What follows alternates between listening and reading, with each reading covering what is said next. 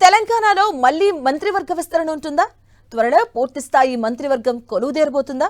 కేబినెట్లో ఎవరికి ఛాన్స్ ఇవ్వాలి అనే దానిపై పార్టీ అధిష్టానం ఫోకస్ పెట్టిందా అంటే అవుననే సమాధానం వినిపిస్తుంది.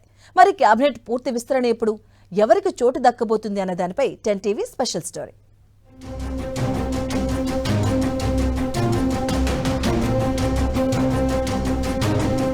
తెలంగాణలో పూర్తి స్థాయి మంత్రివర్గం త్వరలో కొలువుదేరనుంది. ఇందుకు సంబంధించి సీఎం రేవంత్ రెడ్డి, ఏఐసీసీ రాష్ట్ర ఇన్ఛార్జ్ మీనాక్షి నటరాజన్ కసరత్తు చేస్తున్నారు. ఇప్పటికే సీఎంతో పాటు 15 మంది మంత్రులతో తెలంగాణ ప్రభుత్వం పనిచేస్తోంది. అయితే ఖాళీగా ఉన్న 2 కేబినెట్ స్థానాలను సాధ్యమైనంత త్వరగా భర్తీ చేయాలని సీఎం రేవంత్ భావిస్తున్నారు. ఇందుకు సంబంధించి సామాజిక, జిల్లా ప్రాతిపదికన మరో 2 అవకాశం కల్పించాలని చూస్తున్నట్లు తెలుస్తోంది. తెలంగాణ కేబినెట్లో ఖాళీగా ఉన్న 2 స్థానాలను భర్తీ చేసేందుకు ముఖ్యమంత్రి రేవంత్ రెడ్డి, ఏఐసీసీ రాష్ట్ర ఇన్ఛార్జ్ మీనాక్షి నటరాజన్ పార్టీ అధిష్టానంతో చర్చలు జరిపారు.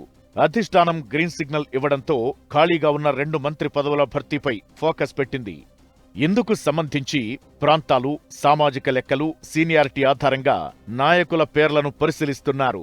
ఇప్పటి వరకు ఉమ్మడి రంగారెడ్డి జిల్లా నుంచి ఎలాంటి ప్రాతినిధ్యం లేకపోవడంతో ఆ జిల్లాను పరిగణలోకి తీసుకున్నట్లు తెలుస్తోంది.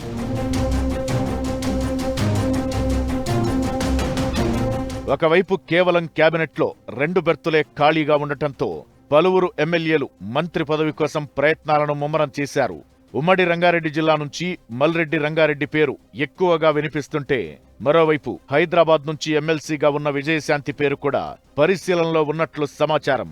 ఇకపోతే నల్గొండ జిల్లా నుంచి కోమటిరెడ్డి రాజగోపాల్ రెడ్డి కూడా మంత్రివర్గంలో చోటు కోసం ఎప్పట్నుంచో ఎదురు చూస్తున్నారు.